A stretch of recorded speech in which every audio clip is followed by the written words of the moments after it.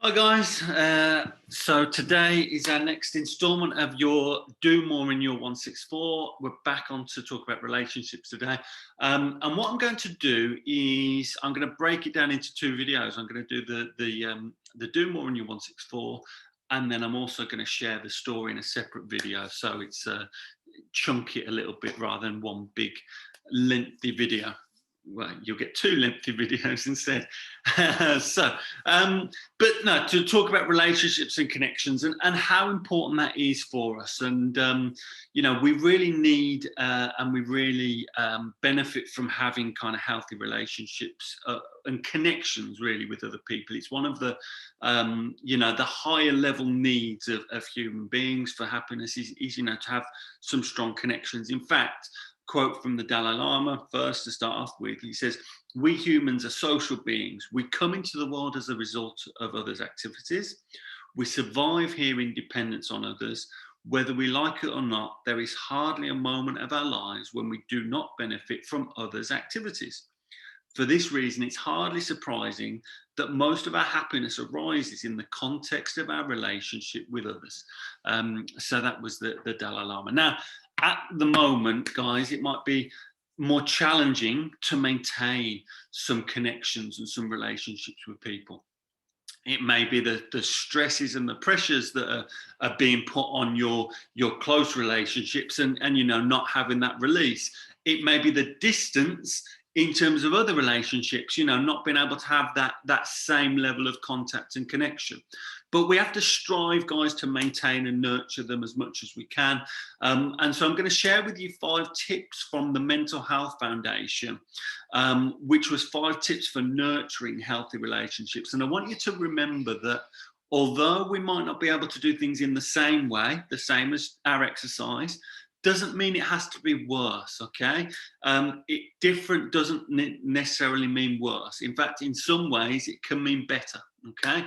So have a think, guys, if any of these 5 things resonate with you in terms of some of the connections that you maybe need to foster, rekindle, what have you. So number 1 is the obvious one.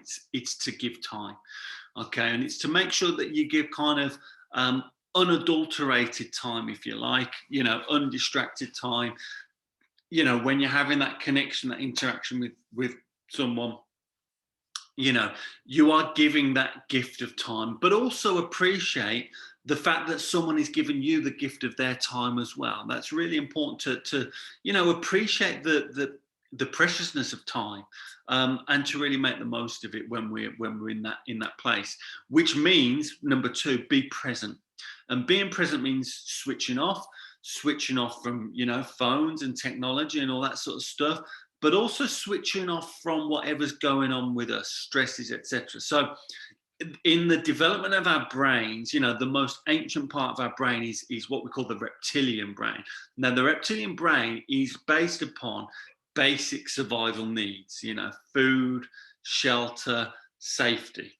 And it strives for that. And any stresses that you're experiencing in life, any stress that makes you think you might get made redundant, or you might lose your job, or you might miss out on a promotion, etc., that threatens your survival, okay, your survival reflex.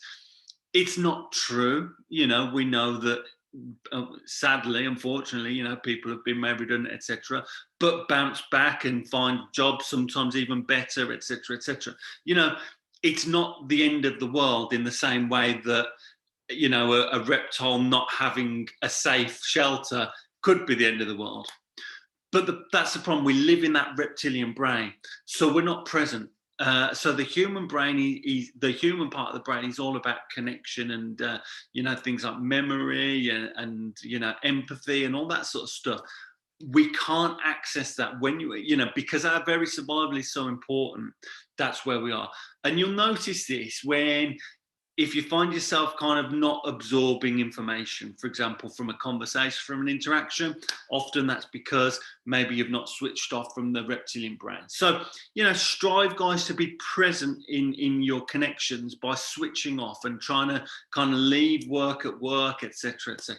Okay. Number 3, we have to switch off in order to listen and first strive to understand.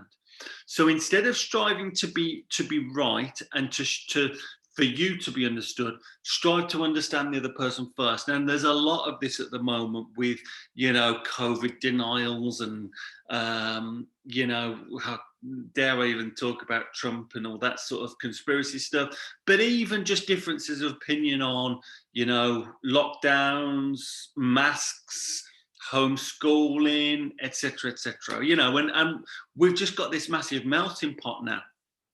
So if you could take the focus of, let me try and understand you first, then it's much easier then for you to be understood in turn, and it's much easier to come up with positive outcomes. Okay, so listen and seek first to understand. So, the old saying, we've got 2 ears and 1 mouth. Okay, so listen twice as much as you talk. I always find that a funny one, because technically if both people are doing that, it's impossible, isn't it? But there you go. But number 4 might link with number 4. Let yourself be listened to as well. Okay, and letting yourself be listened to means being honest about how you're feeling and to allow yourself to be supported. Because even if you're getting great, if you're giving great support to someone else and they're benefiting from that, the relationship and the connection might suffer from you not letting that other person in. Now, you won't necessarily let every single person in your life be let into every single element of yourself and how you're feeling, but you have to, let people in and allow yourself to be listened to by sharing how you're feeling as well, because otherwise you're not nurturing the relationship as much as you could be doing, because there's going to be a discrepancy or an imbalance of some sort. Okay, and then the final one, number 5, is to recognize unhealthy relationships. Be on the lookout for harmful relationships. Now, the first thing when you discover them and when you notice them is have a look at, is it because I'm not doing any of the things above? Okay, am I not giving time, being present, listening, or being, seeking, allowing myself to be listened to, and fix those. Unfortunately, sometimes, if a relationship doesn't serve you, or a connection doesn't serve you, you might temporarily have to kind of park it, okay, for your own benefit as well as the other person's. But please, recognize when a relationship is unhealthy and seek to work on that. Okay, so that is our little lesson, guys, on the relationships and 5 things you can do to improve your connections with other people.